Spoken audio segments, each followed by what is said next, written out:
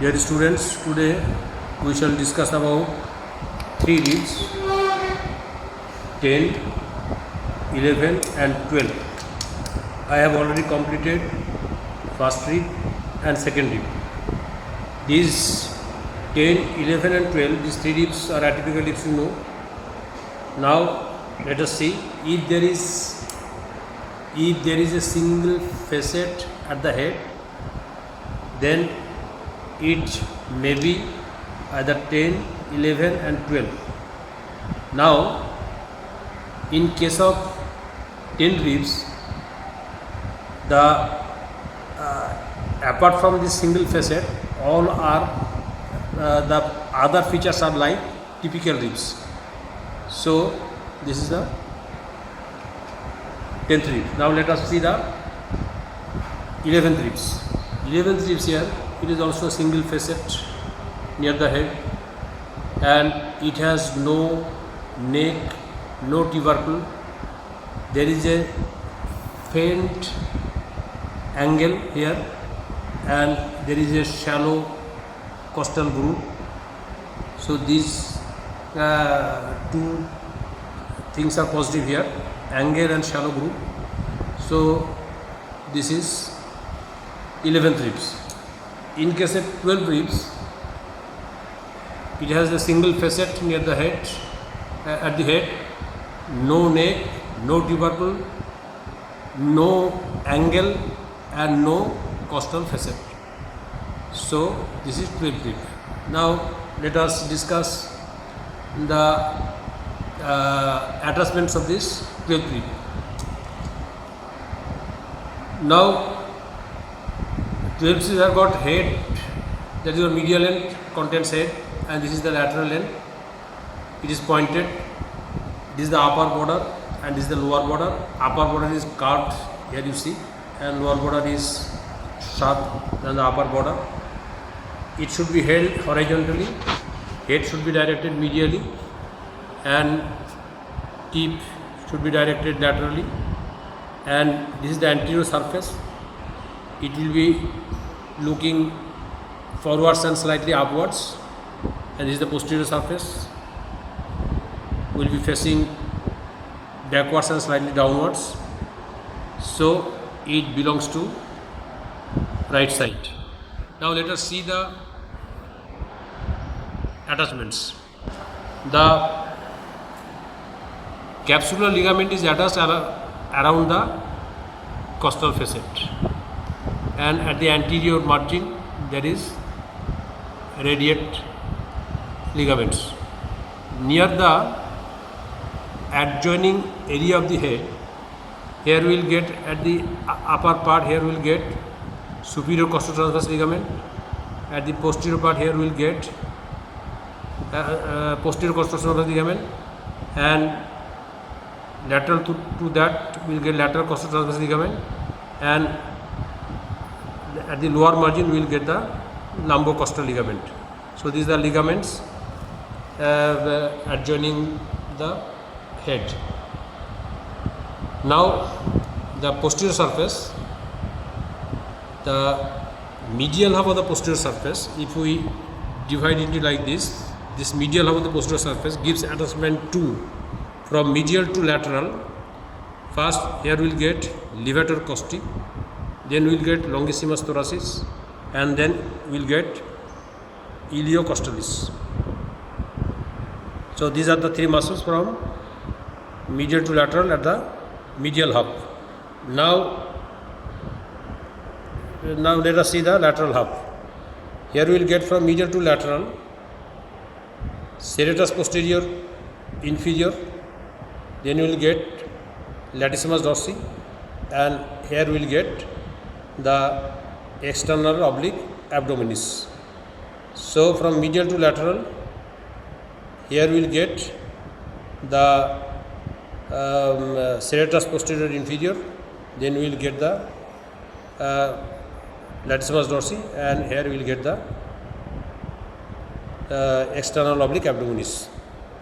Now come to the anterior surface. Anterior surface is, you see, is smooth and slightly concave. if it is divided into two halves, medial half, here you see this is the medial half.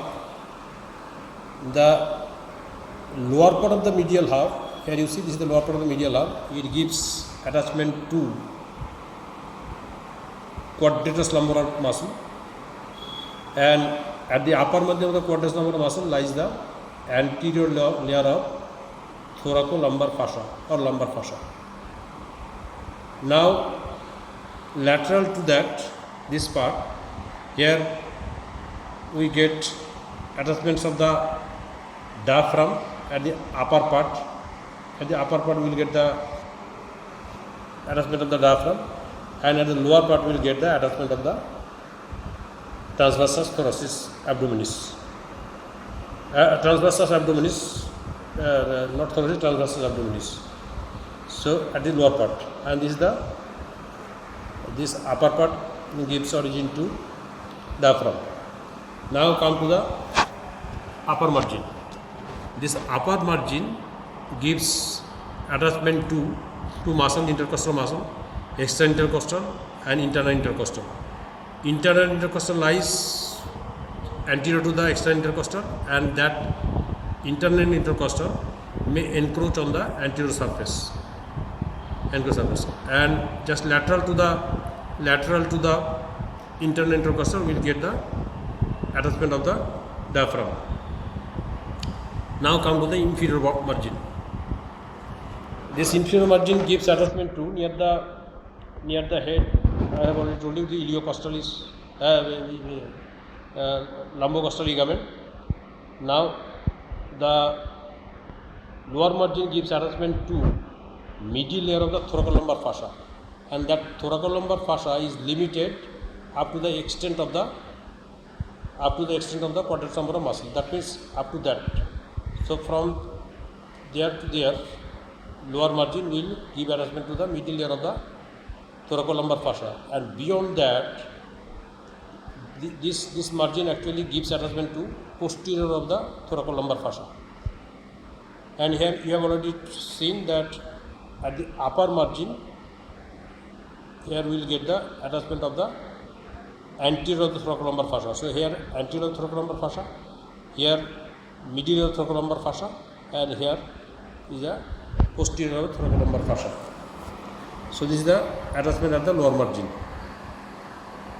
So this is the attachment of the muscles and ligaments in relation to 12th rib. Now let us see the ossification. You have already known the ossification of typical ribs. Typical ribs develops in case of typical ribs, shaft is developed from primary center, and it appears at about 8 weeks of intrauterine life, and head and tubercle. Head develops from secondary center of ossification. Tubercle, here there are two ossification center, secondary ossification center, one for the articular part and one for the non-articular part. So in case of typical ribs, there are 4 centers of ossification, but here in case of atypical ribs, in case of first rib, there are 3 centers of ossification. The shaft from the primary center of ossification develops, head develops from the secondary center of ossification, and tubercle develops from the secondary center of ossification in case of first rib. Now shaft develops from 8 weeks of intrauterine life. Head and tubercle, they develop at puberty, and these all unite after 20 years of age. In case of 11 and 12 ribs, here there are 2 centers of ossification. Shaft from the primary center of ossification develops shaft, that is at 8 weeks of intrauterine life, and head develops from the secondary center of ossification that appears at about puberty, and they join after 20 years of age. So these are about ossification. Now let us see some applied importance. Here now you see if it is 12th thoracic vertebra. Now here this joint. Now an angle is formed here between the shaft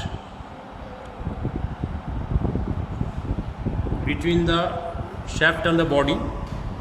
This angle, this angle is the vertebra. This is the costovertebral angle.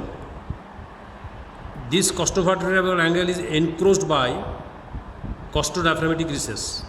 Another angle is formed. Suppose this is the erector spinae muscle. If it is the erector spinae muscle, so lower margin of the 12th rib and lateral margin of the erector spinae muscle, here one angle is formed, that is called renal angle. This renal angle is not actually encroached by costodiaphragmatic recess. This angle is important because if there is any inflammatory condition of the kidney, if you give pressure over here, the patient will complain of pain. That is called tenderness. So this is called renal angle. It is also important when surgeon operates over the kidney, the incision is given which starts from the renal angle up to the loin to groin. So it starts from the renal angle.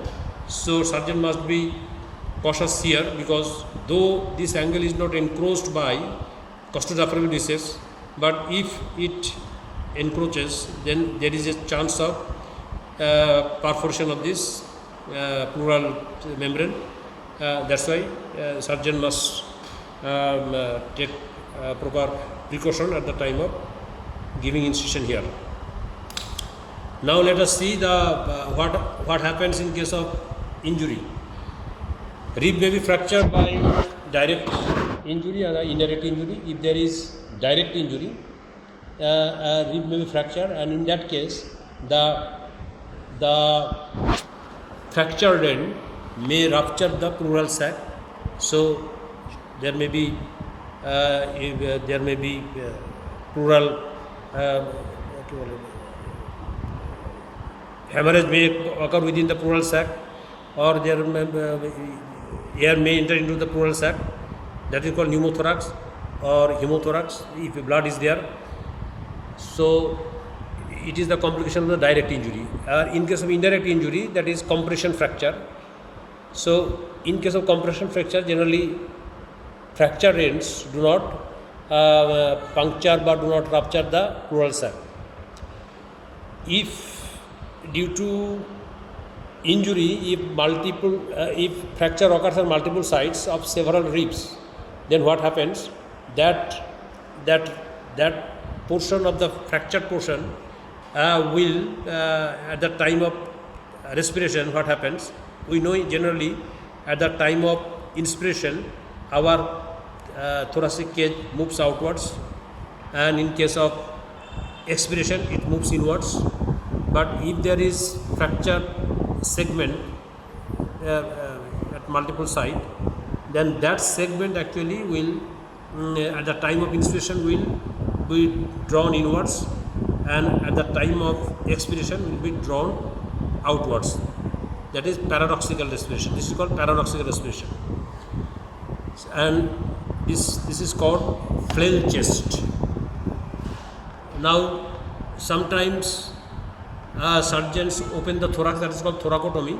In that case, what the surgeons does, the periosteum is removed from the ribs, and then the segment of the ribs is removed, keeping intact of the periosteum, and then it enters into the pleural sac to remove the pus or hemorrhage or blood clot, etc. That is called subperiosteal resection of the rib. And afterwards, what happens? When the rib automatically will regrow from the periosteum, and sometimes that ribs may be required in case of autogenous bone graft. So it is also taken like this, subperiosteal resection of the bone. So these are about the applied aspect of the ribs. That's all.